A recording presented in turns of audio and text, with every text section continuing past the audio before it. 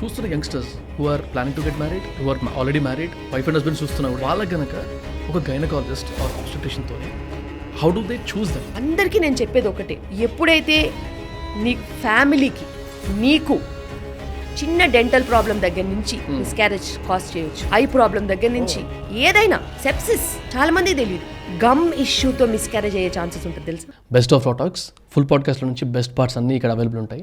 Do watch it.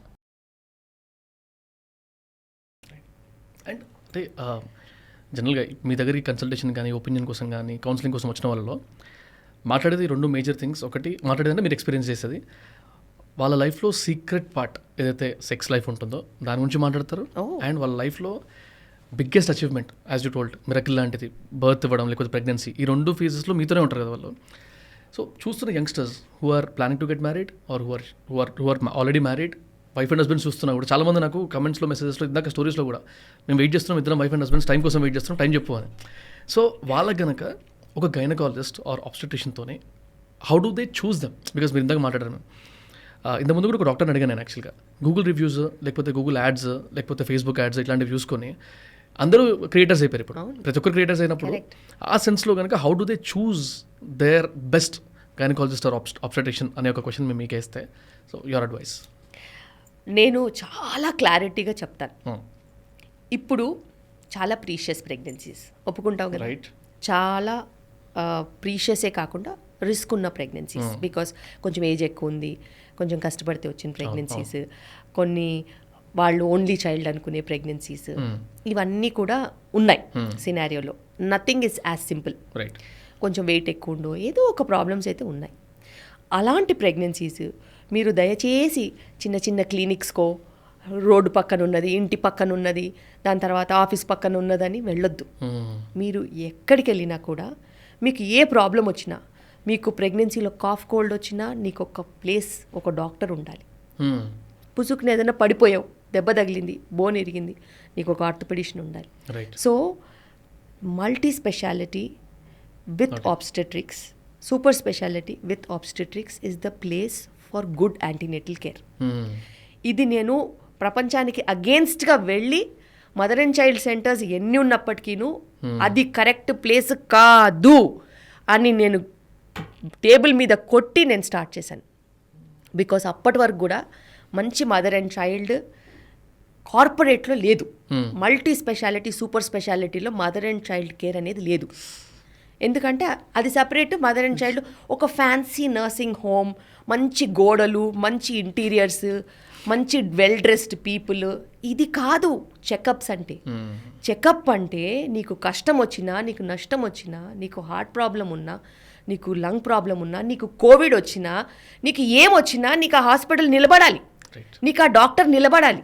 అర్ధరాత్రి అపరాత్రి ఏ టైంలో అయినా నీకు మాట్లాడడానికి, కేర్ ఇవ్వడానికి ఆ డాక్టర్ నిలబడాలి. అది నువ్వు వాట్సాప్లో ఆన్సర్ చేస్తుందా, ఫోన్ ఆన్సర్ చేస్తుందా, లేకపోతే ఆమె టీం ఆన్సర్ చేస్తుందా, ఆమె టీం మొత్తం హాస్పిటల్లో ఉంటుందా, నువ్వు అర్ధరాత్రి వెళ్ళినా నీకు స్కాన్ అవుతుందా లేదా అని చూసుకోవాలి.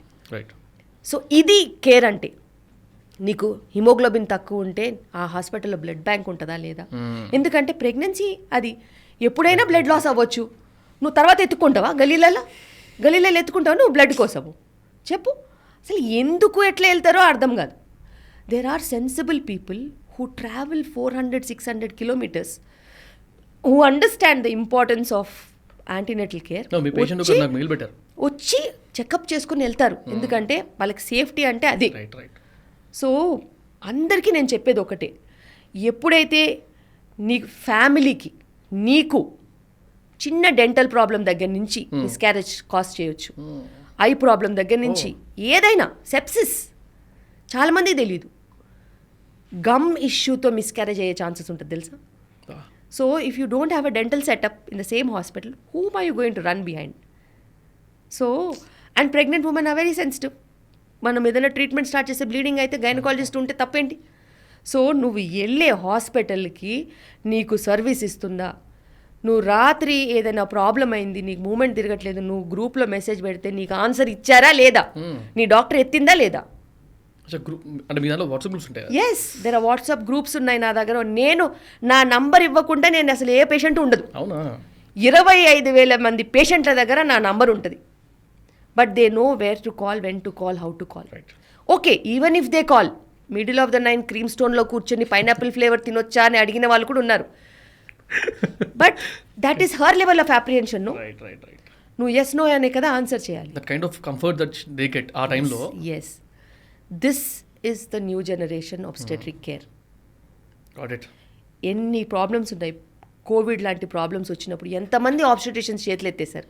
వాళ్ళకి ఇన్ఫ్రాస్ట్రక్చర్ లేదు. కోవిడ్ రోజు కూడా నేను ఒక్క రోజు కూడా హాస్పిటల్ మూసింది లేదు. నేను ఒక్కదాన్నే వెళ్ళి ఓపీలో కూర్చున్నాను. రిసెప్షనిస్ట్ లేరు, స్కాన్ డాక్టర్ లేరు, రిజిస్ట్రార్ లేరు, ఎవరు లేరు. నేను ఒక్కదాన్నే వెళ్ళి ఓపీలో కూర్చున్నా. ఎందుకంటే ఎవరు వచ్చినా నేను స్కాన్ చేయగలుగుతాను. మా కిమ్స్ హాస్పిటల్లో 0 బిల్లింగ్తో నడిపించాము 2-3 రోజులైతే. Let us give care. What is there? అప్పటికే కిమ్స్ నేను కడల్స్లోనే ఉన్నాను. Okay okay. సో లాస్ట్ కోవిడ్లో ఎంతమందికి మేము ప్రాణాలు కాపాడామో నాకు తెలుసు. So that is the care that is needed for any pregnant women currently. Right. ఇప్పుడున్న ప్రెగ్నెన్సీస్కి ఖచ్చితంగా అవసరం not fancy boutique hospitals, not fancy walls and interiors.